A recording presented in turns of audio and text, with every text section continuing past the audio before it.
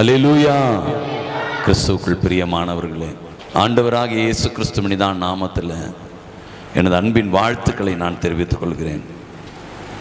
மீண்டுமாய் ஓய்வு நாள் இந்த மாலை வேளையில் தேவனை ஆராதிப்பதற்கு தேவன் கொடுத்திருக்கிற பெரிதான தருணத்திற்காக என் தேவனுக்கு நான் நன்றி செலுத்த நான் கடமைப்பட்டவனாயிருக்கிறேன்.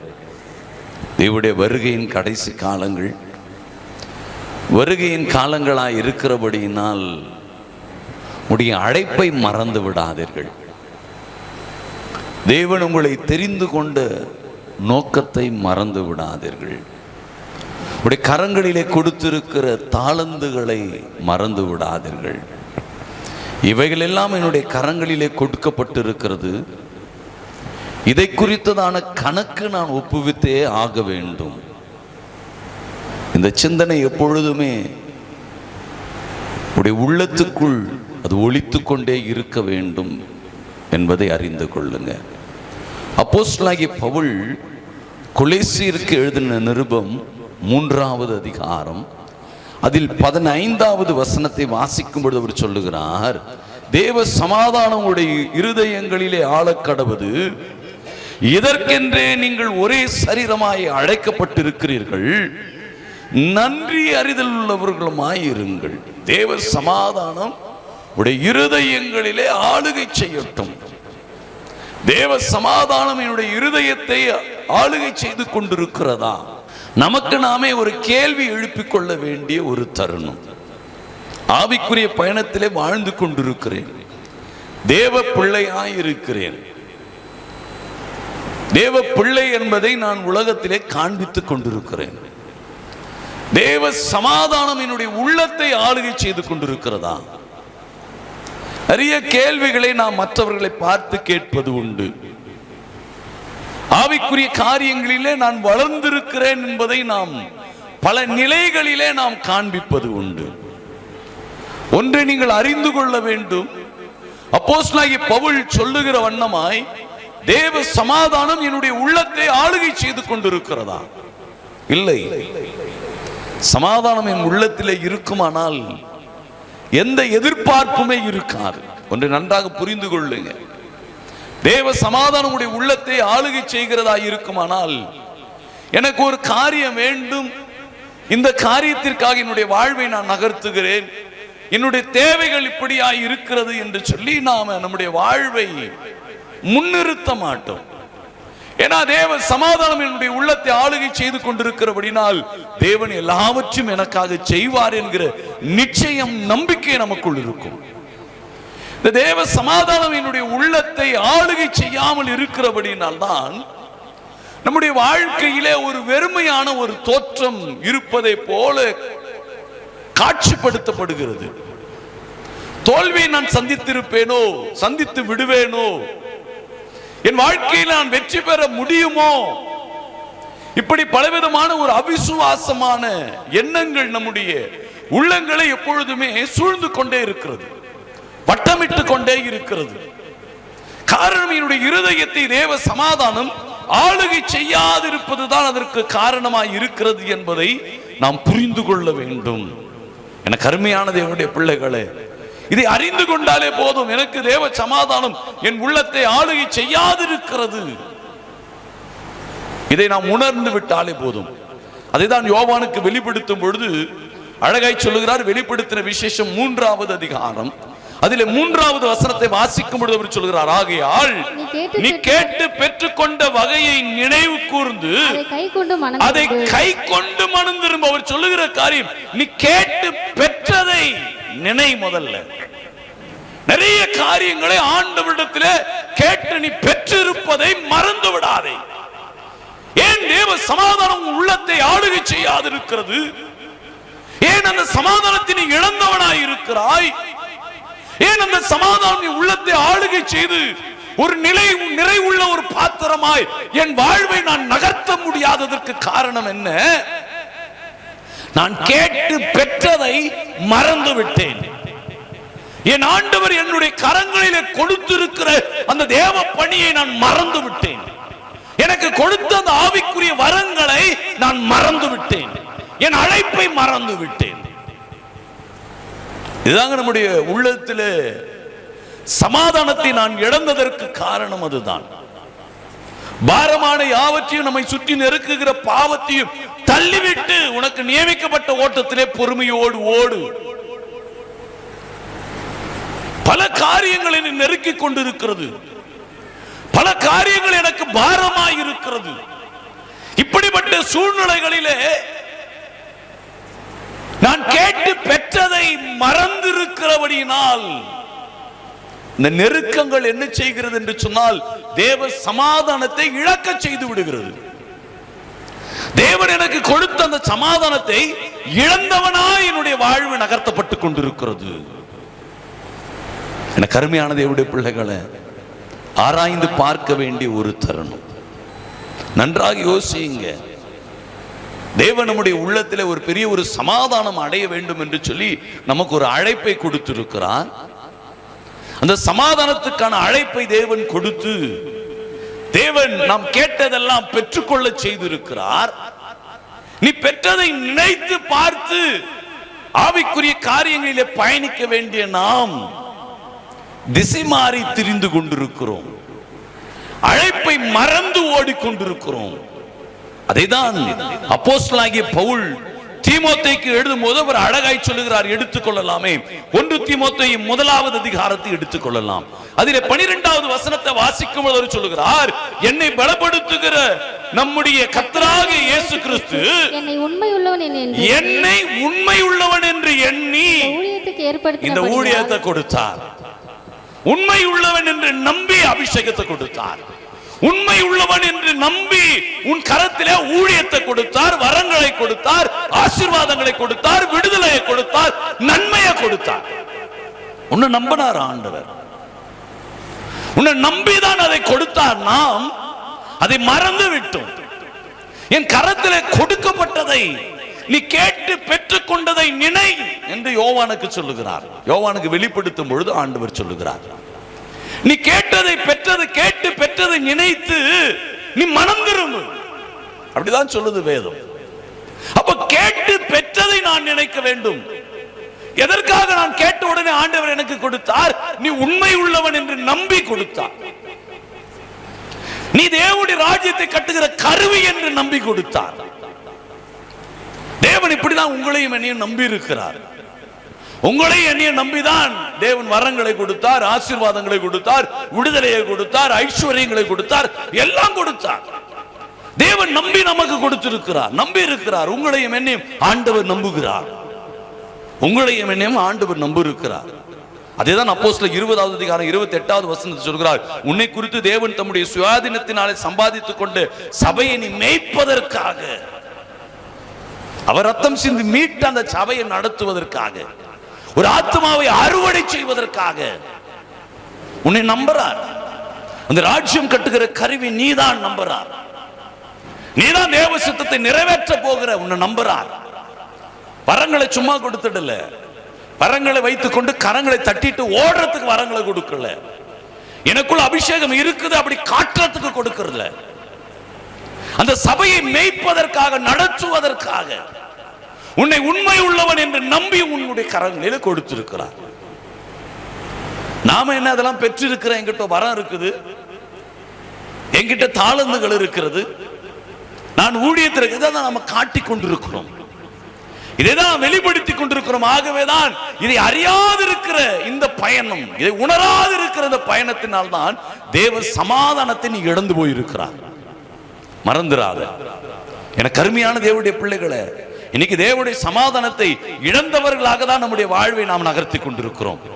வெளி தோற்றத்திலே ஆவிக்குரியவர்களாய் இருக்கிறோம், ஆசீர்வாதங்களை பெற்றவர்களாய் இருக்கிறோம் என்று சொல்லி பலவிதமாய் நம்மை நாம் வெளியே காண்பித்தாலும் சமாதானம் உள்ளத்துக்குள்ளே இல்லை என்பதுதான் நிசப்தமான உண்மை என்பதை நீங்கள் மறந்துவிட வேண்டாம். அதைதான் பவுல் தீமோத்தேயுக்கு எழுதும் போது அழகாய் சொல்லுகிறார். 1 தீமோத்தேயு 6வது அதிகாரம் 20வது வசனத்தில் சொல்லுகிறார், ஓ தீமோத்தேயுவே, உன்னிடத்தில் ஒப்புவிக்கப்பட்டதை நீ காத்துக்கொண்டு சீர்கேடான வீண் பேச்சுகளுக்கும் ஞானம் என்று பொய்யாய் பெயர் பெற்றிருக்கிற கொள்கையின் விபரீதங்களுக்கும் விட்டு விலகு. உன்னிடத்தில் ஒப்புவிக்கப்பட்டதை காத்துக்கொள். உன்னிடத்தில் கொடுத்த அந்த பணியை காத்துக்கொள். உன்னிடத்தில் கொடுத்த அந்த வரங்களை காத்துக்கொள், இழந்து போய் விடாத. அவர் எச்சரிக்கிறார். ஆகவேதான் யோவானுக்கு வெளிப்படுத்தும் பொழுது சொல்லுகிறார், நீ கேட்டு பெற்றதை நினைத்து மனம் திரும்பு. அந்த இடத்துல நீ மனமாற்றம் இல்லாது இருக்கிறபடினால்தான் அழைப்பை நீ மறந்துட்ட. மனமாற்றம் இருந்திருக்குமானால் அழைப்பை மறந்திருக்க மாட்டோம். கேட்டு பெற்றதை நினைப்போம். இது ஆண்டவர் கொடுத்தது. உலகப்படி நான் வாழ்வதற்காக அல்ல, என் ராஜ்யம் கட்டப்படுவதற்காக என் ஆண்டவர் எனக்கு கொடுத்தது. ஓ, அப்ப எனக்கு இந்த பலனை கொடுத்தது, ஆசீர்வாதங்களை கொடுத்தது ராஜ்யம் கட்டுவதற்காக, தேவனுடைய சித்தம் நிறைவேறுவதற்காக. அப்போ பெற்றதை நான் நினைத்து என்னுடைய பயணம் இருக்குமானால் என் பயணத்திலே வேறு எந்த காரணமும் முன்னாடி வராது. எந்த காரணத்தை நான் முன்பாக நிறுத்தி நான் என்னுடைய அழைப்பை நிராகரிக்க மாட்டேன். என் ஊழியத்தை நான் நிராகரிக்க மாட்டேன். ஏன்னா இது கொடுத்தது ஆண்டவர், இதை கொடுத்தது தேவன், இதை கொடுத்தது இது ஆண்டவர் கொடுத்தது. விடமாட்டார் அவர். ஆண்டவர் நடத்துவார். இந்த அசைக்க முடியாத ஒரு நம்பிக்கை, அந்த தேவ சமாதான உள்ளத்தை ஆளுகை செய்து விட்டாலே போதுங்க. சமாதானம் உள்ளத்துக்குள் நிறைவாக இருந்து விட்டாலே போதும். உலகத்தில் எந்த சூழ்நிலைகள் எப்படி இருந்தாலும் சரி, எதை குறித்தும் கவலைப்பட மாட்டோம். சாத்ராக் மேஷாக் எதை குறித்தும் கவலைப்படவில்லை. தானியேல் எதை குறித்தும் கவலைப்படவில்லை. அவன் உள்ளத்திலே தேவ சமாதானம் ஆளுகை செய்து கொண்டிருந்தது. இந்த தேவ சமாதானம் உன் உள்ளத்தை ஆளுகை செய்கிறதா இருக்குமானால் நீ எதை குறித்தும் கவலைப்பட மாட்டேன். என் ஆண்டவர் என்னை நடத்துவார், என் ஆண்டவர் என்னை கைவிட மாட்டார், என் ஆண்டவர் என்னை போஷிப்பார், என் ஆண்டவரின் தேவையை சந்திப்பார். இதை இழந்து போயிருக்கிறோம். நாம இதை இழந்து போயிருக்கிறோம். இதை நாம் உணர வேண்டிய ஒரு தருணம் என்பதை நீங்கள் மறந்து விட வேண்டாம். நாம் ஒவ்வொருவரும் இதை உணர்ந்து நம்முடைய வாழ்வை நகர்த்துவோம் என்று சொன்னால் நிச்சயமாக நம்முடைய உள்ளங்களிலே தேவ சமாதானம் ஆளுகை செய்ய ஆரம்பித்து விடும். வசதி வாய்ப்புகள் இருந்தால்தான் கடவுளுடைய ஆசீர்வாதம் என்று நினைப்போம் என்று சொன்னால் அது முட்டாள்தனம். ஐஸ்வர்யங்கள் இருப்பதனால்தான் என் வாழ்வு ஆசீர்வதிக்கப்பட்டிருக்கிறது அப்படி என்று நீங்கள் சொல்லுவீர்கள், ஆனால் அதுவும் முட்டாள்தனம். உலகத்தினுடைய காரியங்களிலே நீ உயர்த்தப்படுவது அல்ல, மறுமைக்கான காரியங்களிலும் நீ உயர்த்தப்பட்டு இருக்க வேண்டும். அதுதான் இந்த சமாதானம் ஆளுகை செய்கிறது. இந்த ஸ்தேவானை நீங்கள் நன்கு கவனிப்பீர்கள் என்று சொன்னால், அந்த மரண தருவாயிலே கல்லெறிந்து அவனை கொலை செய்கிற அந்த நேரத்திலும் அவன் உள்ளம் ஒரு சமாதானம் அடைந்த ஒரு உள்ளம். அந்த சமாதானம் அடைந்த உள்ளமாய் இருந்தபடியினால் தான் கல்லெறிந்து அவனை அழிக்க நினைப்பவர்களையும் மன்னிக்கிற ஒரு மனம் வந்தது. அந்த தருணத்திலும் ஆண்டவரை அவனால் தரிசிக்க முடிந்தது. யோசித்து பாருங்க, உங்களுக்கு சோதனை காலங்களிலே ஆண்டவரை நீங்கள் தரிசித்தது உண்டா? இல்லை. ஏனென்று சொன்னால் சோதனை காலங்களிலே ஆண்டவரை நாம் தரிசிக்கிறவர்களாய் இருப்போமானால் ஊழியரை நாம் தேட மாட்டோம், ஆண்டவரை கண்டிருப்போம். இந்த பாடுகளும் என்னை ஆசீர்வாதத்திற்குள் நடத்துகிறது. இந்த பாடுகளும் உபத்திரவங்களும் என் தேவன் மகிமைப்படுவதற்காக என் வாழ்விலே அனுமதிக்கப்பட்டிருக்கிறது.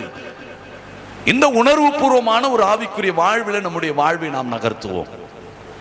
தேவ சமாதானம் உள்ளத்தை ஆளுகை செய்யாதிருக்கிறபடினால் ஒன்று உயர்வு வந்தாலும் தடுமாறி விடுகிறோம். நம்முடைய வாழ்வுல தள்ளப்படுகிற நிலைமையிலே நம்முடைய வாழ்வு காணப்படுமானாலும் தடுமாற்றம் வந்து விடுகிறது. எனக்கு அருமையான தேவனுடைய பிள்ளைகளே, அறிந்து கொள்ளுங்க. யோவானுக்கு வெளிப்படுத்தும் பொழுது சொல்கிறார், வெளிப்படுத்தின விசேஷம் 3வது அதிகாரம் 19வது வசனத்தில் சொல்கிறார், நேசிக்கிறவர்கள் அவர்களை கடிந்து கொண்டு சிட்சிக்கிறேன், ஆகையால் நீ ஜாக்கிரதையாய் மனம் திரும்பு. நேசிக்கிறவருடைய வாழ்க்கையில தேவன் கஷ்டங்களை கொடுக்கிறார், கடிந்து கொள்ளுகிறார், சிட்சிக்கிறார். ஒரு தேவன் என்னுடைய வாழ்க்கையில சோதனை வருகிறது, கஷ்டங்கள் வருகிறது சொன்னாலே என் ஆண்டவர் என்னை நேசிக்கிறார். கர்த்தருக்கு ஸ்தோத்திரம் சொல்லுங்க. நம்மள ஏன் எனக்கு இது வந்துச்சு, ஏன் இந்த பாடுகள், ஏன் எனக்கு இந்த உபத்திரவம், ஏன் இந்த சோதனை அப்படி என்று நாம் சொல்லி விடுகிறோம். ஆனால் ஆண்டவர் இந்த இடத்துல அழகாய் சொல்லுகிறார். எனக்கு அருமையான தேவனுடைய பிள்ளைகளே, யாரை ஆண்டவர் நேசிக்கிறாரோ, யாரை அதிகமாய் அன்பு செலுத்துகிறார்களோ அவர்களுடைய வாழ்க்கையில தேவன் சோதனைகளை அனுமதிக்கிறார், சிட்சிக்கிறார். உன்னை ஆண்டவர் நேசிக்கிறார் என்பதை அறிந்து கொள். சோதனைகள் வரும்பொழுதெல்லாம் ஆண்டவருக்கு நன்றி சொல். கண்ணீரின் பாதையில் எல்லாம் ஆண்டவருக்கு நன்றி சொல். தேவன் மகிமைப்படுகிற வேலை வந்துவிட்டது, ஆண்டவருக்கு நன்றி சொல். நாம் கேட்டு பெற்றதை நினைப்பது இல்லை. எப்படி நாம் நன்றி சொல்லுவோம்? கேட்டு பெற்றதை நினைத்திருப்போமானால் சோதனை காலங்களிலே துவண்டு போய்விட மாட்டோம். என் ஆண்டவருடைய நடத்துதல் என்னோடு இருக்கிறது என்பதை உணர்ந்து நாம் பயணிப்போம் என்பதை நீங்கள் மறந்து விட வேண்டாம். அதுதான் வெளிப்படுத்தின விசேஷம் 16வது அதிகாரம் 15வது வசனத்தை வாசிக்கும் போது சொல்கிறார், இதோ நான் திருடனை போல வருகிறேன், தன் மானம் காக்கப்படாதபடிக்கு நிர்வாணமாய் நடவாதபடிக்கு விழித்துக் கொண்டு தன் வஸ்திரங்களை காத்துக்கொள். உனக்கு கொடுத்த வஸ்திரத்தை காத்துக்கொள், நீ நிர்வாணமாக்கப்பட்டு விடாதே. உனக்கு ஒரு ஆடை கொடுக்கப்பட்டிருக்கிறது, உனக்கு ஒரு பரிசுத்த ஆடை கொடுக்கப்பட்டிருக்கிறது, அது நிர்வாணமாக்கி விடாதே, அதை களைத்தெறிந்து விடாதே, அதை இழந்து விடாதே. கொடுத்த அபிஷேகத்தை களைத்தெறிகிறோம், ஊழியத்தை களைத்தெறிகிறோம், அழைப்பை களைத்தெறிகிறோம். மறந்து விடாதே, உன் மானம் காக்கப்படட்டும், உன் மானம் காக்கப்படட்டும். அழைப்பை உணர்வு. அழைப்பை நாம் மறந்து போய் விடுகிறோம். அழைப்பை மறந்தவர்களாய் நம்முடைய வாழ்வை நகர்த்தி கொண்டிருக்கிறோம். எப்படி தேவ சமாதானம் உள்ளங்களை ஆளுகை செய்யும்? உள்ளத்திலே சமாதானம் இல்லை, உள்ளத்துக்குள் ஒரு நெருடல், உள்ளத்துக்குள் ஒரு விதமான ஒரு தயக்கம், ஒரு பயம், ஏதோ ஒன்று பயமா இருக்குது, என்னன்னு தெரியல, ஒரு விதமான அச்சமா இருக்கிறது. உன் இதயத்திலே தேவ சமாதானத்தை நீ இழந்து போயிருக்கிறாய் என்பதை மறந்துடாத. இதை கேட்டுக்கொண்டிருக்கிற கருமையான தேவனுடைய பிள்ளைகளை, தேவ சமாதானத்தை இழந்து விடாதீங்க. ஆண்டவர் எனக்கு கொடுத்த அந்த சமாதானத்தை நான் இழந்து விட மாட்டேன், ஜாக்கிரதையா இருப்பேன். அதை இழந்து விடுவேன் என்று சொன்னால் நான் நிர்வாணியாய் இருக்கிறேன் என்று அர்த்தம். நிர்வாணியாய் இருக்கும் ஒரு விதமான அச்சம் இருக்கும். அதுதான் நீ காத்துக்கொள், காத்துக்கொள், உன் மானம் போகாமல் காத்துக்கொள். அதுதான் ரோமாபுரிக்கு பவுல் எழுதும்போது சொல்லுகிறார். ரோமர் 12வது அதிகாரத்திலே, ரோமர் 14வது அதிகாரத்தை எடுத்துக்கொள்ளலாம். 14வது அதிகாரத்திலே 12வது வசனத்தை வாசிக்கும் போது அவர் சொல்லுகிறார், ஆதலால் நம்மில் ஒவ்வொருவனும் தன்னை குறித்து தேவனுக்கு கணக்கு ஒப்புவிக்க கடவன். அதிலே 10வது வசனத்தை அப்படியே வாசிங்க. இப்படி இருக்க நீ உன் சகோதரனை குற்றவாளி என்று தீர்க்கிறது என்ன? நீ உன் சகோதரனை அற்பமாய் எண்ணுகிறது என்ன? நாம் எல்லாம் கிறிஸ்துவுடைய நியாயஸ்தானத்துக்கு முன்பாக நிற்க வேண்டுமே, தேவனுக்கு முன்னாடி நிக்கணுமே. வாய்ப்புகளை ஏன் அப்படி நினைக்கிற? அதெல்லாம் ஏன் குற்றமா நினைக்கிற? உன் சகோதரனை ஏன் குற்றமா நினைக்க? ஒவ்வொன்று குறித்தும் கணக்கு கொடுக்கணும். பவுல் ரோமாபுரிக்கு ஒரு நல்ல ஒரு ஆலோசனையை கொடுக்கிறார். ரோமாபுரிக்கு ஒரு ஆலோசனை கொடுக்கிறாரு. நீ எல்லாத்தையும் குறித்து கணக்கு கொடுக்க வேண்டும். உன் சகோதரனை கூட குற்றமா நினைக்காத. உன் வாழ்க்கையில் அனுமதிக்கப்படுகிற காரியங்களை குற்றமா நினைக்காத. ஒவ்வொன்றுக்கும் கணக்கு இருக்கிறது. உன் வாழ்வில் எதெல்லாம் அனுமதிக்கப்படுகிறதோ ஒவ்வொன்றுக்கும் ஒரு கணக்கு இருக்கிறது. இந்த புரிதல் நமக்கு வேண்டும். இதுதான் அழைப்பினுடைய புரிதல். இந்த அழைப்பினுடைய புரிதல் வந்து விட்டாலே போதுங்க. நான் அழைக்கப்பட்டு இருக்கிறேன், என் வாழ்க்கை இப்படிதான் நடக்கும், இந்த புரிதல் இருந்து விட்டாலே போதும். நம்மளாம் நிறைய செய்தியை கேட்கிறோம், நிறைய செய்தியை நீங்களாம் கேட்டு இருக்கிறீங்க. கேட்கிற செய்தி எல்லாம் யாருக்கும் அப்படி என்று நினைக்கிறோம். இல்ல, அழைப்பு பெற்ற எனக்கு, ஆண்டவருடைய சிட்சை எனக்கு. ஏன் என்று சொன்னால் ஆண்டவர் தம்முடைய பிள்ளைக்கு தான் அந்த சிட்சையை கொடுக்கிறார். தான் நேசிக்கிறவர்களுக்கு தான் அந்த சிட்சையை கொடுக்கிறார். அப்போ என் அழைப்பை நான் உணராது இருக்கும் பொழுதுதான் அந்த சிட்சைகள் எல்லாம் ஒரு நெருடலாய் இருக்கிறது. ஏன் இந்த கஷ்டம், ஏன் இந்த பாடுகள், ஏன் இந்த உபத்திரவம்? ஆண்டவருடைய நடத்துதல் என்பது வேறு. நீங்கள் ஆண்டவருடைய நடத்துதலை எப்படி பார்க்கிறீர்கள் என்று எனக்கு தெரியாது. ஆண்டவருடைய நடத்துதல் முற்றிலும் வேறுபட்டது. ஆண்டவருடைய நடத்துதலை அறிந்து கொள்ள முடியாது. வியப்பாயிருக்கும், ஆச்சரியமாயிருக்கும். என்ன தெரியாது. நினைத்து பார்க்க முடியாத கிரியைகள் எல்லாம் ஆண்டவர் நடத்துவார். என்னுடைய மகளுக்கு ஒரே ஒரு சின்ன சாட்சியை நான் உங்களுக்கு சொல்லிக்கொள்ள விரும்புகிறேன். மெஸ் ஃபீஸ் கட்ட முடியல, அவங்க படித்துக் கொண்டிருக்கிறார், மெஸ் ஃபீஸ் கட்ட முடியல. என்ன செய்வது யோசித்துக் கொண்டே இருக்கிறோம். யோசித்துக் கொண்டே இருக்கும் பொழுது மெஸ் ஃபீஸ் கட்டணும். 1 மாதம் போச்சு, 2 மாதம் போச்சு, காலங்கள் கடந்து போய் கொண்டு இருக்கிறது. ஏதோ ஒன்று நடக்க போகுது அப்படின்னு நினைக்கிறோம். உடனே மகள் போய் அந்த மெஸ்ல போய் பணத்தை எப்படி கட்டுறது, அவங்க என்ன சொல்றாங்க தெரியுமா? நான் சொல்றேன் இரு, ஆண்டவர் அவருடைய கண்களை மூடிக்கொண்டே இருக்கிறார். எப்பொழுது எங்களுக்கு வழி திறக்குதோ அங்கு அப்பொழுது திறப்பார். ஆண்டவருடைய கிரியைகள் வியப்பானதுங்க, நினைச்சு பார்க்க முடியாதது. சரி, கொஞ்சம் பணம் வந்தது சொற்பமாய், அந்த பணத்தை கட்டிவிடலாம் என்று சொல்லி பேங்க்ல வைத்துக் கொண்டிருந்தா என்னுடைய மனைவி. என்ன நடந்தது தெரியுமா? இப்பொழுது புதிதாக அரசாங்கத்திலே ஒரு சட்டத்தை ஏற்றி இருக்கிறார்கள். பேங்க்ல நீங்க நகையெல்லாம் அடமானமாய் வைத்திருந்தால் அந்த அடமானம் முதல்ல 1 வருடம் ஆன உடனே அதை ரினியூவல் பண்ணலாம் இல்லையா? ஆனா இப்பொழுது அப்படி இல்லை. நீ முழுதுமே அந்த நகையை எடுத்துட்டு பின்புதான் அதை வைக்கணும் அடமானம். அப்படி ஒரு சட்டத்தை ஏற்றி இருக்கிறார்கள். எங்களுக்கு அதெல்லாம் படிக்கவில்லை. மெஸ் ஃபீஸ் கட்டலான்னு சொல்லி அங்க வைத்திருந்த பணத்தை பேங்க் எடுத்துக்கொண்டது. நீ இவ்வளவு பணம் கட்ட வேண்டி இருக்கிறது, அதில் நாங்கள் இதை தொகையை எடுத்துக் கொள்கிறோம் என்று. நில் பேலன்ஸ். என்ன செய்வது தெரியல. மெஸ்லங்கிறது கேட்டுடுவாங்களா? கேட்டல. கர்த்தருடைய கண்களை மூடிக்கொண்டே இருக்கிறார். ஆண்டவருடைய கிரியைகள் என்பது இன்னும் புரிந்து கொள்ளல. ஏன் அதை புரிந்து கொள்ளனா? தேவன் என்னுடைய வாழ்க்கையில் அனுமதிக்கிற ஒவ்வொரு சிற்றையும் என்னுடைய வளர்ச்சிக்கு, என்னுடைய அழைப்புக்கு.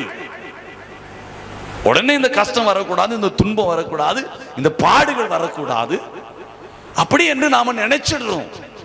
ஒவ்வொரு பாடும் மகிமை பொருந்திய காரியங்கள். நான் நிறைய சாட்சிகளை சொல்லி இருக்கிறேன். பாடுகள் அதிகமாக இருந்தது, பிள்ளைகளை வளர்க்க முடியல, சூழ்நிலைகளை தள்ளப்பட்டும் பின்பு ஆசீர்வாத கதவுகள் திறக்கப்பட்டது.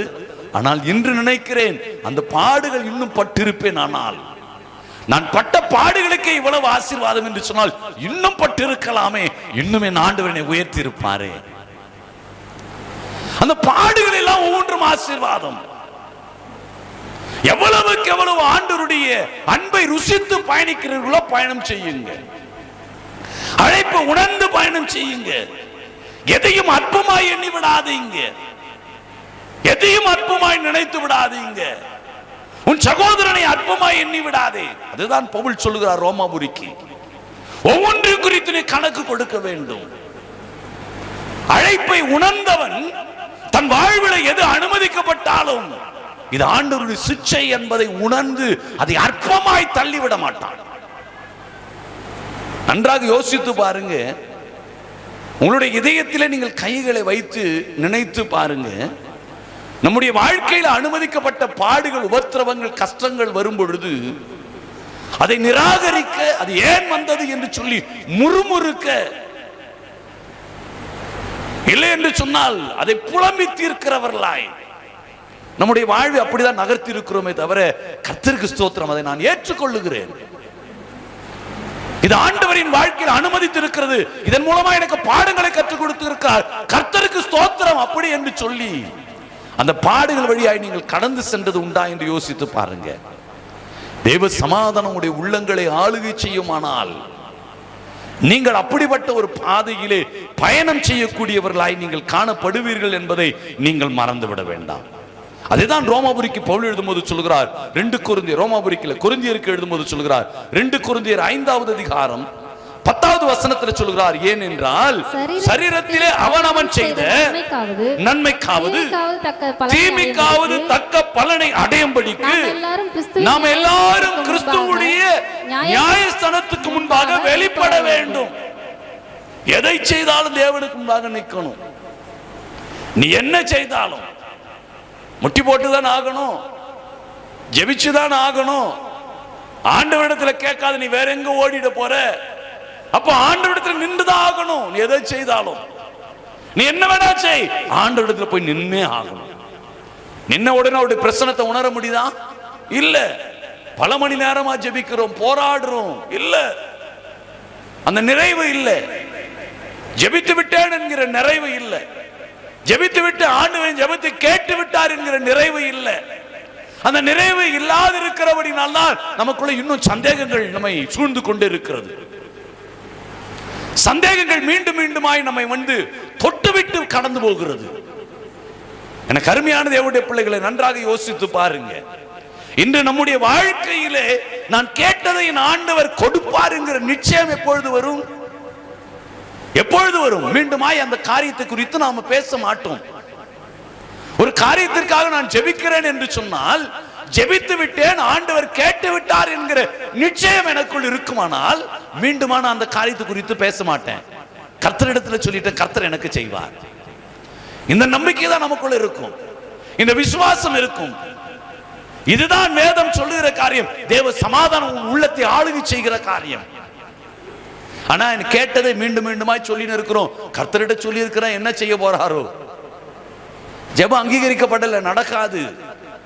உன் ஜெபம் கேட்கப்படல, அது நடக்காது. மறந்து விடாதே. ஜெபம் கேட்கப்படுறனாக்கா உன் உள்ளம் சமாதானம் அடைய வேண்டும். தேவ சமாதானத்தினால் அது நிரப்பப்பட வேண்டும். மறந்து விடாது, அறிந்து கொள். அதான் ரோமபுரிக்கு பவுல் எழுதும்போது சொல்கிறார். ரோமர் 2வது அதிகாரம் 4வது வசனத்தில் அவர் சொல்லுகிறார், அல்லது நீ தேவ தயவு நீ குணப்படும்படி உன்னை ஏவுகிறது என்பதை நீ அறியல, இன்னும் அறியல. தேவ தயவு நீ குணப்படும்படி உன்னை நெருக்குகிறது என்பதை அறியல. என்னை ஆசீர்வதிக்கும்படி என்னை நடத்துகிறது என்பதை அறியல. என்னை உயர்த்தும்படி இந்த தேவ தயவு என்னை நடத்துகிறது என்பதை அறியல. அதேதான் பவுல் சொல்லுகிற காரியம். தேவ தயவு நீ குணப்படும்படி உன்னை ஏவுகிறது என்பதை நீ அறியாமல் அவருடைய தயவு, பொறுமை, நீடிய சாந்தம் இவைகளின் ஐஸ்வர்யத்தை அசட்ட பண்ணிட்டோம். அசட்ட பண்ணிட்டோம். அழைப்ப உணரல, அசட்ட பண்றோம். அதுதான். இதனாலதான் தேவனுடைய நடத்துதல், தேவனுடைய தயவு என்னை குணப்படும்படி, நான் சுகம்படும்படி, என் அழைப்பு எனக்குள் நிறைவேறும்படி என்னை நெருக்கி ஏவுகிறது. இதை அறியாததுனாலதான் நாம இதெல்லாம் அசட்ட பண்ணுறோம். பொறுமையை அசட்ட பண்றோம், நடத்துதலை அசட்ட பண்றோம், எல்லாத்தையும் அசட்ட பண்ணிட்டு இருக்கிறோம். இன்னைக்கு இது ஆண்டவர் நடத்துதல் என்பதை அறியாம அதை அசட்ட பண்றோம். பாஸ்டர் என் வாழ்க்கை இப்படி, பிரதர் என் வாழ்க்கை இப்படி, ஜெபியுங்க ஜெபியுங்க ஜெபியுங்க. யார் ஜெபிச்சா? ஆண்டவர் இடத்துல ரெக்கமெண்டேஷன் முடியுமா? பாவம் இருக்கிற இடத்துல ஆசீர்வாதம் வராது இல்லையா? மனமாற்றம் இல்லாத இடத்துல கர்த்தருடைய கரம் செயல்படாது. அப்ப மனமாற்றம் வேண்டும், பாவ அறிக்கை வேண்டும். பாவ அறிக்கையே இல்லாம மனமாற்றமும் இல்லாம என் வாழ்க்கையிலே ஒரு ஆசீர்வாதம் நிகழுமா? நிகழாது. நீதான் தேவ தயவு நீ குணப்படும்படி உன்னை ஏவுகிறது என்பதை நீ அறியாதிருக்கிறபடி நல்லா இதை நீ அசட்டை பண்ணி கொண்டு இருக்கிற, அழைப்பை அசட்டை பண்ணி கொண்டிருக்கிற, தேவனும் கொடுத்திருக்கிற வரங்களை அசட்டை பண்ணி கொண்டிருக்கிற, தேவன் கரங்களை கொடுத்திருக்கிற தாளந்துகளை அசட்டை பண்ணி கொண்டிருக்கிற. அது வேல்யூ தெரியல நமக்கு, அதனுடைய வேல்யூ தெரியல. சமாதானம் இழந்து போயிருக்குது. எவ்வளவு ஓடினாலும், எவ்வளவு உழைச்சாலும், எவ்வளவு கஷ்டப்பட்டாலும் ஒரு திருப்தி இல்லை. நிறைய ஓடுறோம், நிறைய உழைக்கிறோம். வாரத்துக்கு ஒரு முறை இல்ல மாசத்துக்கு ஒரு முறை உங்களுடைய வருமானங்களை கொஞ்சம் திரும்பி பாருங்க. வருமானத்தை மட்டும் பாருங்க, செலவுகளை வேணாம், வருமானத்தை மட்டும் பாருங்க. அவ்வளவு சம்பாதித்து இருக்கிற, இவ்வளவு சம்பாதித்த முடியலையா? முடியல. நிறைவு இல்ல, நிறைவு இல்ல இருக்கிறது. அழைப்பு நிராகரித்தது, அசட்டை பண்ணியது, ஜெபிக்க மறக்கிறது, வேதம் வாசிக்க மறக்கிறது, சபை கூடி வருதலை விட்டு விடுகிறது, தேவன் கொடுத்திருக்கிற தாளந்துகளை, திறமைகளை, வாய்ப்புகளை நிராகரிக்கிறது. இதாங்க நம்முடைய வாழ்க்கையில தடுமாற்றத்துக்கு முக்கிய காரணமாய் இருக்கிறது என்பதை நீங்க மறந்து விடாதீங்க, மறந்து விடாதீங்க. சூழ்நிலையில் எத்தனையோ சூழ்நிலைகள் உண்டு. உடனே ஓடுங்க, உடனே கொடுப்போம், உடனே செய்வோம். கர்த்தர் அந்த நேரத்தில் ஒரு சமாதானத்தை கொடுப்பார். இருக்காது, ஒன்றுமே இருக்காது, ஆனாலும் ஓடு, கர்த்தருக்குன்னு ஓடு. ஆண்டவர் சமாதானத்தை கொடுப்பார், வழிவாசல்களை திறந்து கொடுப்பார். ஏன்னா அவருடைய சமாதானம் எங்களுடைய உள்ளங்களை அது ஆளுகை செய்து கொண்டிருக்கிறது. பலவிதமான நிலை. இன்னைக்கு இந்த இடத்துல ஆராதனை செய்து கொண்டிருக்கிறோம். எத்தனை நாள் தெரியாது, எங்க எப்பொழுது எங்க தோறுதோ எங்க போனாலும் ஆண்டவர் எங்களோடு இருக்கிறார். தேவ சமாதானம் எங்கள் உள்ளங்களை ஆளுகை செய்து கொண்டிருக்கிறது. அது போதும். தேவ தயவு எங்களை நெருக்கிக் கொண்டிருக்கிறது. எனக்கு அருமையான தேவனுடைய பிள்ளைகளை, அறிந்து கொள்ளுங்க. அழைப்பை மட்டும் புரிந்து கொள்ளுங்க. காரணங்களை பல சொல்லி சொல்லி நம்ம நிராகரிக்கிறதுனால ஒரு பயனுமே கிடையாது. நிராகரிக்கிறதுனால ஒரு பயனுமே கிடையாது. அறிந்து கொண்டு உங்களுடைய வாழ்வை நகர்த்துங்க. நிச்சயமாய் தேவ ஆவியானவர் உங்களோடு இருந்து மகிமை பொருந்திய பெரிய காரியங்களை அவர் செய்யக்கூடியவராய் இருக்கிறார் என்பதை நீங்கள் மறந்துவிட வேண்டாம். உபாகமம் 24வது அதிகாரத்தை எடுத்துக்கொள்ளுங்க. ஒரே ஒரு மனிதரை குறித்து மாத்திரம் நான் உங்களோடு பகிர்ந்து கொள்ள நான் விரும்புகிறேன். உபாகமம் 24வது அதிகாரம் அதில் 9வது வசனத்தை வாசிக்கும் பொழுது சொல்கிறார், நீங்கள் எகிப்திலிருந்து புறப்பட்டு வருகிற வழியிலே உங்கள் தேவனாகிய கர்த்தர் மிரியாமுக்கு செய்ததை நினைத்துக் கொள்ளுங்க. அவர் சொல்லுகிற காரியம் மிரியாமுக்கு செய்ததை நினைத்துக் கொள்ளுங்க. எகிப்திலிருந்து புறப்பட்ட நாட்களிலே தேவன் மிரியாமுக்கு செய்ததை மறந்து விடாது நினைத்துக் கொள் என்று சொல்கிறார். என்ன செய்தார்? வாசித்து பார்ப்போமே. என்னாகும் 12வது அதிகாரத்தை எடுத்துக்கொள்ளலாம். அதுல 1-2வது வசனத்தை வாசிக்கும் பொழுது அவர் சொல்லுகிறார், எத்தியோப்பிய தேசத்து ஸ்திரியை மோசே விவாகம் பண்ணபடியினால் மிரியாமும் ஆரோனும் அவன் விவாகம் பண்ணின எத்தியோப்பிய தேசத்து ஸ்திரீ நிமித்தம் அவனுக்கு விரோதமாய் பேசி, கர்த்தர் மோசே கொண்டு மாத்திரம் தான் பேசுவாரோ, எங்களை கொண்டும் அவர் பேசுறதில்லையோ என்று கர்த்தர் அதை கேட்டார். அவரு மோசே கொண்டு தான் பேசுவாரா, என்னை கொண்டு பேச மாட்டாரா? அப்படி மிரியாமும் யாரும் செய்தார்களாம், ஒன்றா கூட்டு சேர்ந்து மிரியாமும் ஆரோனும் ஒன்னா சேர்ந்து செய்ய ஆரம்பித்தார்களாம். அதே அதிகாரத்தில் நீங்கள் 7லிருந்து 15வது வசனம் வரை நீங்கள் வாசித்து பார்ப்பீர்கள் என்று சொன்னால் அவர் சொல்லுகிறார், என் தாசனாகிய மோசேயோ அப்படிப்பட்டவன் அல்ல, என் வீட்டில் எங்கும் அவன் உண்மை உள்ளவன். அப்படி இருக்கிற அந்த மோசேக்கு விரோதமாக அவன் எழும்பினபடினால் மிரியாமுக்கு என்ன நடந்தது தெரியுமா? குஷ்டம் தான் வந்தது. அழைப்பு என்பதை நிராகரிக்க கூடாது, அழைப்பை அற்பமாக்கிடக் கூடாது. அழைப்புக்குரிய காரியங்களை நீங்கள் கவனமாய் பார்க்க வேண்டியது, கவனமாய் அதை பயன்படுத்த வேண்டியது அவசியம். மறந்து விடாதீங்க. சில சமயங்களில் அழைப்பை நாம் நிராகரித்து விடுகிறோம். எனக்குரிய ஒரு செய்தி ஒன்று வருமானால் அதை நான் ஏற்றுக்கொள்ளுவேன். என் அழைப்புக்கு அப்பாற்பட்ட ஒரு செய்தி வருமானால் அதை நான் ஏற்றுக்கொள்ளுவேன்.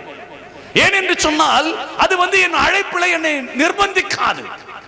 தேவராஜ்யம் கட்டுவதற்காக தேவன் என்னை தெரிந்து கொண்டார். பாருங்க, உன்னிடத்திலே கொடுத்ததை நீ நினைத்து, நீ பெற்றுக்கொண்டதை நினைத்து ஜாக்கிரதையாயிருந்து சொன்னார். பாருங்க, நீ பெற்றதை நினைத்தாதான ஜாக்கிரதையா இருக்கணும். எனக்கு ஆண்டவர் கொடுத்ததை நினைத்தாதானே நான் ஜாக்கிரதையா போகணும். இது யாருக்கோ இருக்கிறது. நல்ல செய்தி, ஓட வேண்டியதுதான். செய்தியை கேட்டுக்கொண்டு ஓடிக்கொண்டே இருக்கலாம். நாம் தேவனுடைய பிள்ளைகள் என்பதை நாம் காண்பித்துக் கொண்டே இருக்கலாம். உலகத்திலே நானும் கிறிஸ்துவன், நானும் ஒரு பக்தியா இருக்கிறேன் அப்படி என்று சொல்லி பக்தி எப்பொழுது வரும் தெரியுமா? எப்பொழுது பயம் இருக்கிறதோ அப்போதான் பக்தி வரும். தெய்வ பயம் எப்போது இருக்குதோ அப்போதான் பக்தி வரும். தெய்வ பயம் இல்லைன்னா பக்தி வராது. பக்தியே எங்க வருதுனாக்கா, துவங்குதுனாக்கா, தெய்வ பயம் இருக்கிற இடத்துல பக்தி துவங்கும். தெய்வ பயம் இல்லாத இடத்துல பக்தி இருக்குதான்னு பாருங்க, இருக்காது. பக்தி இல்லைனாலே நீங்க தீர்மானித்துடலாம் அங்க தெய்வ பயம் இல்ல. தெய்வ பயம் இல்லாதனால அவன் பக்தி இல்லாம இருக்கிறான். அறிந்து கொள்ளணும் ஆவிக்குரிய காரியங்களை. என்னை சுட்டி காண்பித்து என்னை தாக்க வருகிற எதுவாக இருந்தாலும் கர்த்தருக்கு ஸ்தோத்திரம். என்னால் தேவனுடைய அன்பு, தேவ சமாதானம் எனக்குள் நிறைவாயிருக்கிறது. என் உள்ளங்களை ஆளுகை செய்து கொண்டிருக்கிறது. அப்படி இருக்குமானால் நாம பயப்பட போறது இல்லை. தேவன் தாம் நேசிக்கிற பிள்ளையை சுற்றிக்கிறவராய் இருக்கிறார். என் வாழ்க்கையில எந்த சோதனை வந்தாலும் ஆண்டவர் நேசிக்கிறார். ஸ்தோத்திரம். எனக்கு விரோதமா எவ்வளவு சூழ்ச்சி எழுப்பினாலும் கர்த்தருக்கு ஸ்தோத்திரம். ஆண்டவர் என்னை நேசிக்கிறார். ஆண்டவர் நேசிக்கிறதை உணர்ந்தவன் ஓடுவான். எனக்கு அருமையான தேவனுடைய பிள்ளைகளை நன்றாக அறிந்து கொள்ளுங்க. தேவனுடைய வருகையின் கடைசி காலங்கள், வருகை இந்த கடைசி காலங்களிலே உங்கள் அழைப்பை உணருங்க. மறந்துடாதீங்க. அழைப்பை மறந்துவிட்டு ஓடிவிடாதீர்கள். அதேதான் ஆதியாகமம் 19வது அதிகாரம் 26வது வசனத்தில் அவர் சொல்கிறார், அவன் மனைவியோ பின்னிட்டு பார்த்து உப்பு தூணானான். பின்னிட்டு பார்க்காதீங்க, வந்த வாழ்க்கையில திரும்பி போயிடாதீங்க, பழைய நிலைமைக்குள்ள உன்னுடைய வாழ்வை தள்ளிடாத. ஆவிக்குரிய காரியங்களை நிராகரித்துக் கொண்டிருந்தோமே அந்த நிலைமையில மீண்டும் சென்று விடாதே. நான் இன்று அபிஷேகத்தை பெற்றிருக்கிறேன், அழைப்பை பெற்றிருக்கிறேன், வரங்களை பெற்றிருக்கிறேன், அந்த வரத்துக்குரியவனாய் அழைப்பை பெற்றவனாய் என் வாழ்வை நான் நகர்த்த வேண்டும். பின்னிட்டு பார்க்க கூடாது, பழைய நிலைமையிலே நம்முடைய வாழ்வை தள்ளிடக்கூடாது. ஏன்னா நீங்க நடத்தி வந்த பாதைகளை நினைங்க, எவ்வளவு அற்புதங்கள் ஒவ்வொருத்தருடைய வாழ்க்கையிலும் ஒவ்வொரு அற்புதங்களை செய்திருப்பார். ஒவ்வொருத்தருடைய வாழ்க்கையிலும் இஸ்ரவேல் ஜனங்களுடைய வாழ்க்கையில எத்தனை அற்புதங்கள் இல்ல, எத்தனை அற்புதங்கள், ஒவ்வொரு நாளும் அற்புதங்கள், ஒவ்வொரு நிலைகளிலும் அற்புதங்கள் அவ்வளவு நடத்தி வந்தாரே. அதை நினைத்தாலே வருகிற பாடுகளை நாம் என்ன செய்வோம், பார்த்து பயப்பட மாட்டோம், பார்த்து பயப்பட மாட்டோம், தைரியமாய் போவோம். ஏன்னா தேவ சமாதானம் எங்களுடைய உள்ளங்களை ஆளுகை செய்து கொண்டிருக்கிறது. எதை குறித்து எங்களுக்கு கவலை இல்லை, எதை குறித்து எங்களுக்கு பயம் இல்லை. ஒரு தாய் மடியில ஒரு குழந்தைய போல ஆண்டவருடைய மடியில நாங்க படுத்துக் கொண்டிருப்போம். அல்லேலூயா, அல்லேலூயா. அந்த சமாதான உள்ளங்களை ஆளுகை செய்யணும் வேணும். பின்னிட்டு பார்த்துடாதீங்க, திருப்பி நீங்க சோர்வுக்குள்ள போயிடாதீங்க. இன்னும் ஓடணும், இன்னும் ஓடணும், இன்னும் ஓடணும், ஓடிக்கொண்டே இருக்கணும். ஆவிக்குரிய பயணம் என்பது ஏதோ நாம விளையாட்டா நினைச்சு கொண்டிருக்கிறோம். இல்ல இல்ல, மருத்துவ படிப்பை படித்துக் கொண்டிருக்கிற மகள் ஒவ்வொரு நாளும் தான் படிக்கிற பாடங்களை சில சமயங்களே என்கிட்ட கொஞ்ச நேரம் தான் பேசுவா. அவங்க அம்மா கிட்ட தான் ரொம்ப நேரம் பேசினு இருப்பா. அந்த கொஞ்ச நேரம் இருந்தாலும் ஜெபிக்கிறியா, வேதம் வாசிக்கிறியா, இதை நான் கேட்பேன். அடுத்தது அந்த சப்ஜெக்டை குறித்து என்னோடு பேசுவா. முதல்ல என்னமா இன்னைக்கு பாடம் எடுத்தாங்க, என்ன நடத்தினாங்க, எலும்பு எல்லாம் குறித்து பேசினாங்க. அடுத்த பாடம் என்ன, சதைகளை குறித்து பேசுவாங்க. சதைகளை மட்டும் இல்ல டாடி, எலும்பு இருந்துச்சு இல்லையா, அந்த எலும்போடு சதைக்கும் எலும்புக்கும் இருக்கிற உறவுகளோடு இணைத்து படிக்கணும். அடுத்தது நரம்புகளை குறித்து படிப்போம். நரம்புகளை மட்டும் இல்ல, எலும்பு சதை, அதுல நரம்பு எப்படி செயல்படுது, அந்த நரம்புடைய துவக்கத்துடைய பேர் என்ன, முடிவுடைய பேர் என்ன, ஒவ்வொரு இன்ச்சிலும் அதற்கு ஒவ்வொன்றுக்கும் ஒவ்வொரு விதமான பெயர்கள் சூட்டப்பட்டு இருக்கிறது. அடுத்தது எதை படிக்க போற, ஒவ்வொரு அவயங்களையும் படிக்கணும். அவயங்களை மட்டும் இல்ல டாடி, எலும்பு படிக்கணும், மீண்டுமா சதைய படிக்கணும், மீண்டுமா நரம்ப படிக்கணும், மீண்டும் அவயங்களை படிக்கணும், எல்லாம் படிக்கணும்.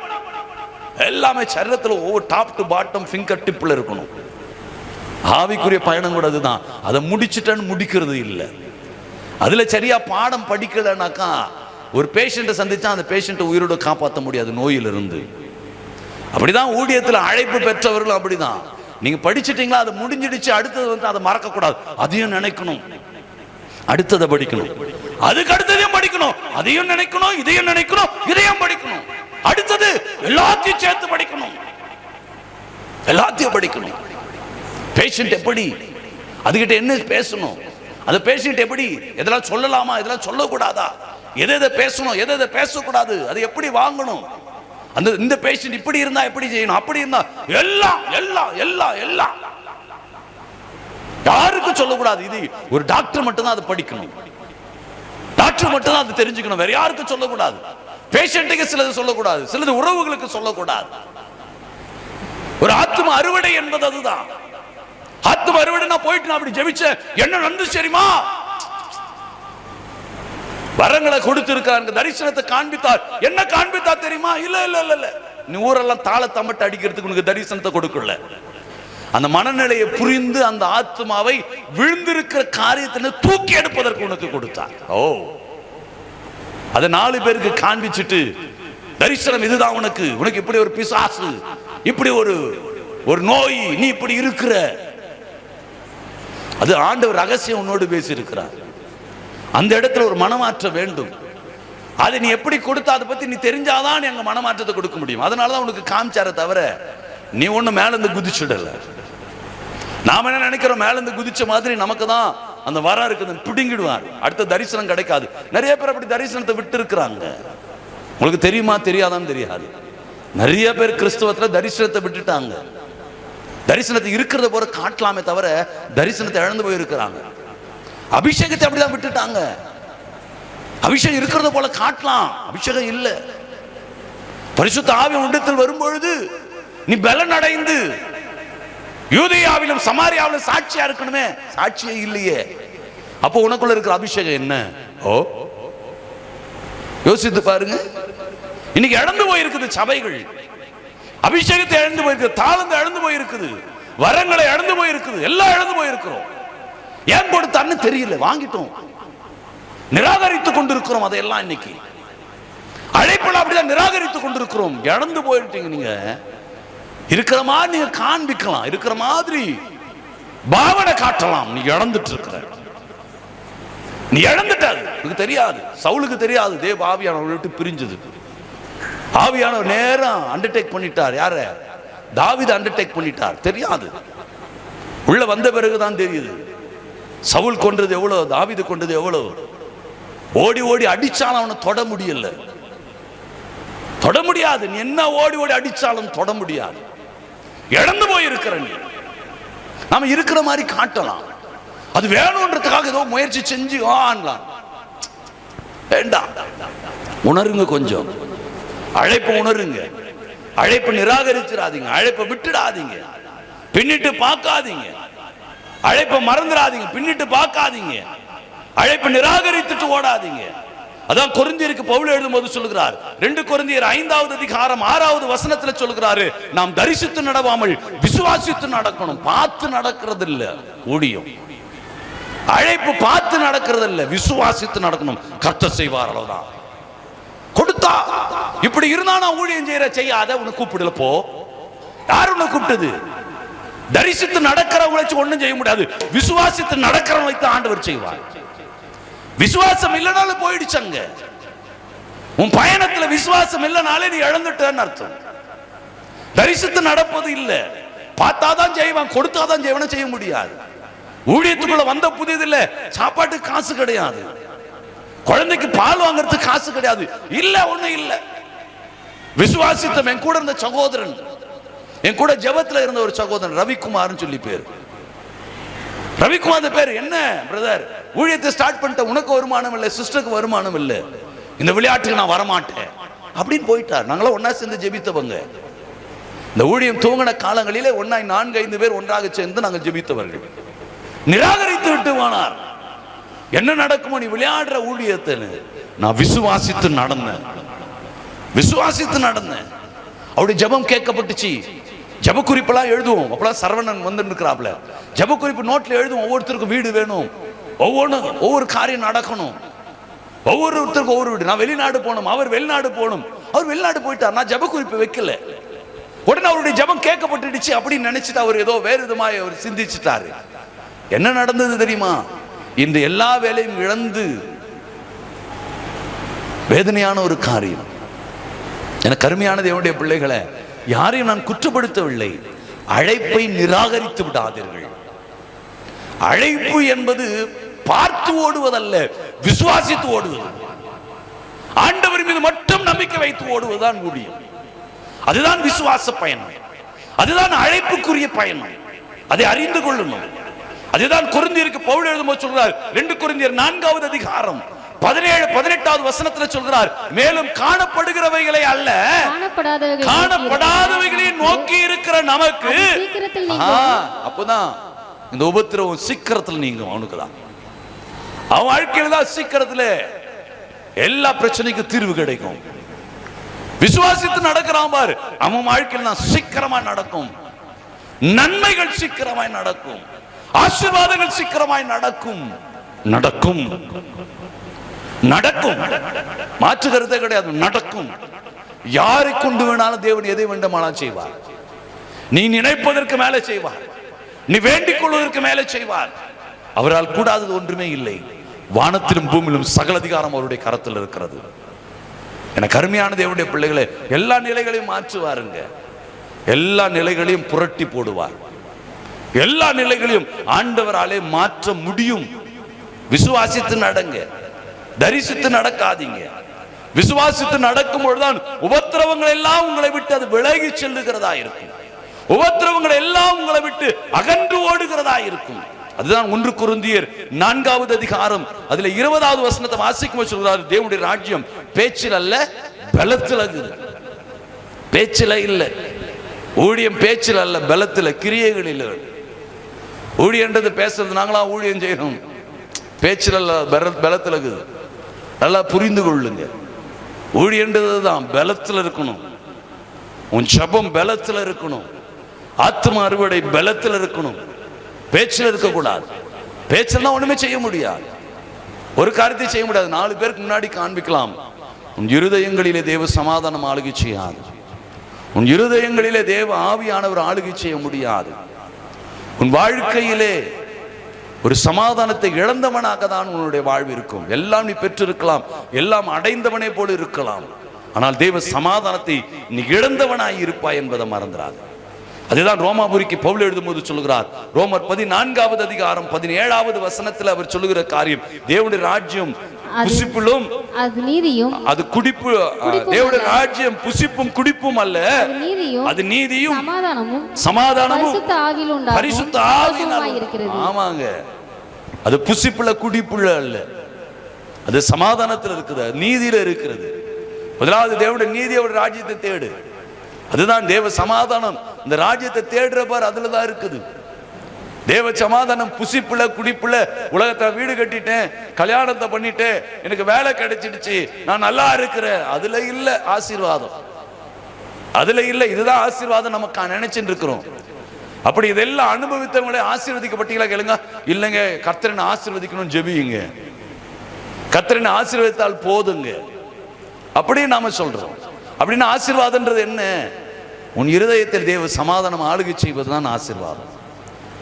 எதுவா கஞ்சோ கூடோ சந்தோஷமா குடிச்சிட்டு நிம்மதியா தூங்குறோம் பாருங்க, அதுல இருக்குதுங்க சமாதானம், அதுல இருக்குது ஆசீர்வாதம். நல்ல வசதி வாய்ப்புகள் இருக்கிறவங்க கிட்ட கேட்டு பாருங்க, நல்ல தூக்கம் வருதா? இல்ல. தூக்கம் மாத்திரை போடணும் பிரதர், பிபி மாத்திரை போடணும் பிரதர், சுகருக்கு மாத்திரை போடணும் பிரதர், ஒரு நாளைக்கு இவ்வளவு மாத்திரை பிரதர். தேவ சமாதானம் எங்கள் உள்ளங்களை ஆளுகை செய்து கொண்டிருக்கிறது. இதற்கெனே ஆண்டவர் எங்களை அழைத்திருக்கிறார். எனக்கு அருமையான தேவனுடைய பிள்ளைகள், அதுக்காக பிபி மாத்திரை போடுறவங்க, சுகர் மாத்திரை போடுறவங்களாம் தேவ சமாதானம் பெறாதவங்க அப்படின்னு சொல்றேன்னு தப்பா புரிந்து கொள்ளாதீங்க. ஏன்னா பிசாசு சில சமயத்தில் அப்படிதான் களைய விதைச்சிருவான். பிரதர் அதுதான் உன்னதான் சொல்றாரு. புரிந்து கொள்ளுகிற ஆவிக்குரிய பயணத்திலே அழைப்பை நிராகரிக்காமல் ஓடுகிற பயணத்தை குறித்து உங்களோடு நான் பகிர்ந்து கொண்டிருக்கிறேன். எனக்கு அருமையான தேவனுடைய பிள்ளைகளே, அதை அறிந்தவர்களாக உங்களுடைய வாழ்வை நகர்த்துங்க. புசிப்பும் குடிப்பும் அல்ல, அது நீதியும் சமாதானமும் பரிசுத்த ஆவியினால் உண்டாகும் சந்தோஷத்துல உள்ளது. அப்படிதான் சொல்றார். பரிசுத்த ஆவியினால் உண்டாகிற சந்தோஷத்துல அது காணப்படுகிறது என்று சொல்லுகிறார். அதேதான் அப்போஸ்தலனாகிய பவுல் கொலோசியருக்கு எழுதும்போது சொல்கிறார். கொலோசியர் 3வது அதிகாரம் 1வது வசனம் சொல்கிறாரு, நீங்கள் கிறிஸ்துவுடனே எழுந்தது உண்டானால் கிறிஸ்து தேவனுடைய வலது பரிசுத்தில் வீற்றிருக்கிற இடத்தில் மேலானவைகளை தேடுங்கள். மேலானது தேடப்பார். அழைப்பு பெற்ற இன்னும் மேல போ, இன்னும் மேல போ, இன்னும் மேல போ. அப்ப எனக்கு இல்லைங்க, யாரும் கீழே இருக்கிறவங்களுக்கு இல்ல, இன்னும் நீ மேல போ. நீ எந்த நிலையில ஒரு விசுவாசியா?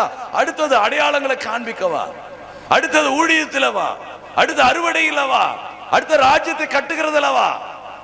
மேலானது தேடு. அந்த மேலான காரியங்களிலே உன்னை இணைத்து கொண்டு ஓடு. மேலானவைகளை தேடுகிறாயா என்று சொல்லுப்பார்.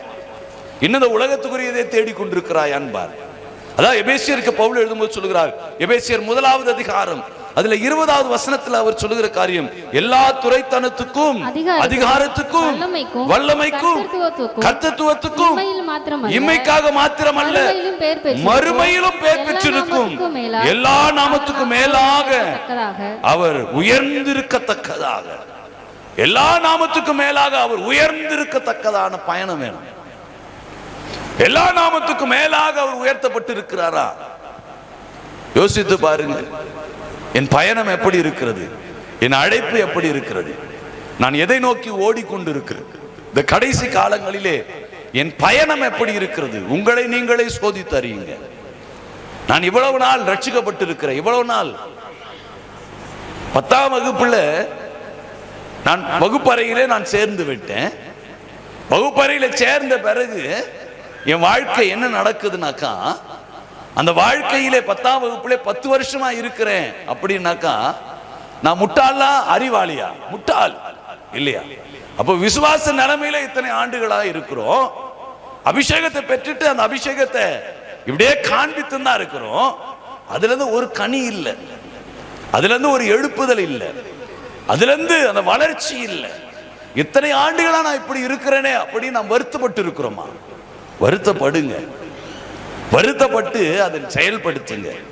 ஆண்டவரிடத்துல இன்னும் நெருங்க பாருங்க, இன்னுமா அவரிடத்துல கிட்டி சேரும்படியான ஒரு ஊழியத்தில் உங்களை இணைத்துக் கொள்ளுங்க. அப்படியா உங்களுடைய ஊழியம் ஓடட்டும், அப்படியா இருக்கட்டும்.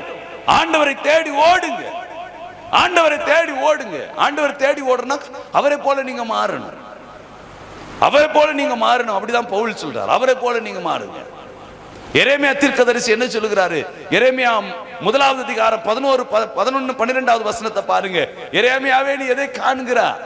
உடனே அவன் காண்கிறத சொல்லுகிறான். உடனே சரியாய் நீ கண்டாய், போய் என் ஊழியத்தை நிறைவேற்ற அனுப்புறார். ஆண்டவருடைய பார்வையும் எரேமியா தீர்க்கதரிசியுடைய பார்வையும் ஒன்னா இருந்தது. என்னைக்காவது உங்களுடைய பார்வை ஆண்டவருடைய பார்வை அப்படி ஒன்னா இருந்திருக்குதா? யோசித்து பாருங்க. இல்ல, ஒன்னா இருக்கணும், அதோடு இணைந்து இருக்கணும், ஆண்டவருடைய பார்வையோடு இணைந்து இருக்கணும், அழைப்புக்கு ஏற்ற மாதிரி இருக்கணும், வாழ்வு அழைப்புக்கு ஏற்ற மாதிரி இருக்கணும். உடைய வாழ்க்கை பயணம் எந்த நோக்கத்தோடு நீங்க பிடிக்கப்பட்டீங்க அதுக்கு ஏற்ற மாதிரி தான் இருக்கணும். வெவ்வேறு விதமா இருக்கக்கூடாது, வெவ்வேறு விதமா உங்களுடைய பயணம் காணப்படக்கூடாது. அந்த பார்வை ஒன்னா இருக்கணும். வெளிப்படுத்தின விசேஷத்தில் அவர் அழைத்தார், அவருடைய கண்கள் அக்கினி ஜுவாலையாய் இருக்கிறது என்று சொல்லி வெளிப்படுத்தின விசேஷம் 19வது அதிகாரம் 12வது வசனம் சொல்றார், அவருடைய கண்கள் அக்கினி ஜுவாலையாய். அப்போ உன்னுடைய பார்வை எப்படி இருக்கணும்? அக்கினி ஜுவாலையாய் இருக்கணும். உன் பார்வையில நெருப்பு இருக்கணும், உன் பார்வையில வேண்டாத கூட எதை பார்த்தாலும் ஆத்மா அறுவடையாய் இருக்கணும். அந்த ஆத்மா வேணும்னா பார்க்கணும். அவங்ககிட்ட குற்றங்களை பார்க்க கூடாது, குறைகளை பார்க்க கூடாது. அவங்க யாரு தெரியுமா? உன் கண்ணு அப்படி இருக்கிறதுனால தான். சரி, ஆண்டவருடைய பார்வையோடு உன் பார்வை இணைஞ்சிருந்தாக்கா அவங்களுடைய குணங்களையும் அவங்களுடைய வாழ்வை குறித்து நீ பேச மாட்டே. அந்த ஆத்மா ரட்சிக்கப்படணும், அந்த ஆத்மா ஆண்டவருக்கு வேணும், அந்த ஆத்மா எப்படியாவது மனம் திரும்பணும். இப்படிதான் நாம பார்ப்போம். நாம எப்படி பார்க்கிறோம்? நீங்க எப்படி பார்க்கறீங்க? உங்களுக்கு நீங்களே கேள்வி கேட்டுங்க. நைட்டு தூக்கம் வரும் இல்லையா? தூங்குறதுக்கு முன்னாடி உங்களுக்கு ஒரு கேள்வி தோணும். அப்ப கேட்டுங்க, என் பார்வை எப்படி இருக்குது? மற்றவங்களே நான் எப்படி பார்க்கிறேன்? எந்த ஆங்கிள் நான் பார்த்துன்னு இருக்கிறேன்? ஆத்ம பாரத்தோடு பார்க்கிறேன்னா, அந்த ஆத்மா மனம் திரும்பணும்னு பார்க்கிறேன், எப்படி நான் பார்க்கிறேன்? கவனம் செலுத்துங்க. உங்க பார்வை அழைப்புக்கு ஏற்றாற்படி இருக்குதான்னு பாருங்க. உடைய பார்வையில எப்படி இருக்குது? அழைப்புக்கு ஏற்றாற்படியான பார்வையா இருக்குதான்னு பாருங்க. அதான் 2 கொரிந்தியர் 6வது அதிகாரத்துல 2வது வசனத்தை சொல்கிற, அனுக்கிரக காலத்திலே நான் உனக்கு செவி கொடுத்து ரட்சணை நாளிலே உனக்கு உதவி செய்தேன் என்று சொல்லி இருக்கிறாரே. இதோ இப்பொழுது அனுக்கிரக காலம், இப்பொழுதே ரட்சணை நாள். இதுதான் வேலை, கடைசி காலங்கள். உங்களுக்கு நல்லா தெரியும் இன்னைக்கு உலகம் எப்படி போயின்னு இருக்குது, உலகத்தில் நாடுகள் எப்படி பயணம் செய்து கொண்டிருக்கிறது, எல்லாம் தெரியும். இதுதான் அனுக்கிரக காலம், இதுதான் ஊழியத்தை நிறைவேற்றுகிற காலம். காரணங்களை சொல்லி உங்களுடைய ஊழியங்களையும் அழைப்பையும் நிராகரித்துறாதீங்க, பின்னிட்டும் பார்த்துறாதீங்க. அழைப்பு எந்தெந்த விதங்களிலே ஆண்டவர் வாய்ப்புகளை கொடுக்கிறாரோ அந்த வாய்ப்புகளை எல்லாம் பயன்படுத்தி கொண்டே போங்க. நிச்சயமாய் கர்த்தர், இதுதான் அனுக்கிரக காலம், இதுதான் ரட்சிப்பின் நாள், இதுதான் சரியான வேலை, இதுதான் சரியான வேலை. இதை விட்டுட்டு நம்ம எப்போ செய்ய போறோம்? இதை விட்டுட்டு நம்ம எப்போ, எந்த காலத்துல, எந்த சமயத்துல? வாய்ப்பு இதுதான், இதுதான் சரியான நேரம், ஊழியம் செய்யறதுக்கு சரியான நேரம், இப்பதான் செய்யணும். அதான் ஏசியா தீர்க்கதரிசி சொல்கிறார். ஏசியா 49வது அதிகாரம் 8வது வசனத்துல சொல்கிறார், பின்னும் கர்த்தர் அனுக்கிரக காலத்திலே நான் உனக்கு செவி கொடுத்து ரட்சணை நாளிலே உனக்கு உதவி செய்தேன். இந்த காலத்திலே உனக்கு உதவி செய்வார், அவனுக்கு செவி சாய்ப்பேன் சொல்றார். இந்த அனுக்கிரக காலத்திலே உனக்கு உதவி செய்வேன், உனக்கு செவி சாய்ப்பேன். அழைப்பு உணர்ந்து போய் பார், உனக்கு செவி கொடுப்பார், உனக்கு நிச்சயமாய் உதவி செய்வார், உனக்கு கைவிட்டிட மாட்டார். நீ நினைத்து கொள்ள என்னை கைவிட்டுட்டார், இல்லை, கைவிட மாட்டார், உனக்கு உதவி செய்வார், உனக்கு கைவிட மாட்டார். உன் அழைப்பை உணரு, நீ பெற்றதை உணரு, நீ பெற்றதை உணரு. ஒவ்வொரு நாளும் நீ பெற்றிருக்கிற ஆண்டவரிடத்திலிருந்து பெற்றாயே அதை உணரு. தேவன் உன்னை நேசிக்கிறபடி நான் சிக்ஷிக்கிறார், அதை உணரு, இதை உணரு. தேவன் உனக்கு செவி கொடுப்பார், தேவன் நிச்சயமாய் உனக்கு ஒரு பதில் கொடுப்பார். தேவன் நிச்சயமா அவர் சொல்கிறார், நான் உனக்கு செவி கொடுத்து உனக்கு நான் உதவி செய்வேன் சொல்றார். நிச்சயம் ஜெபம் கேட்கப்படும், உனக்கு உதவி செய்வார், மாற்று கருத்து கிடையாது. எதையுமே அற்பமா எண்ணிடாதே, எதையும் அற்பமா எண்ணிடாத. எது நடந்தாலும் நீ உலகத்துல பார்த்து பார்த்து நடக்காத, விசுவாசித்து நடந்து கொண்டே போ. நான் அழைப்பை பெற்றவன் என்கிற விசுவாசத்தோடு ஓடு. நான் அபிஷேகிக்கப்பட்டவன் என்கிற விசுவாசத்தோடு ஓடு. நிச்சயமா அவர் உன்னோடு பேசுவார். நிச்சயமா உனக்கு செவி சாய்ப்பார். நிச்சயமாய் ஒவ்வொன்றும் பலன் கொடுக்கிறதாய் மாறும். அல்லேலூயா.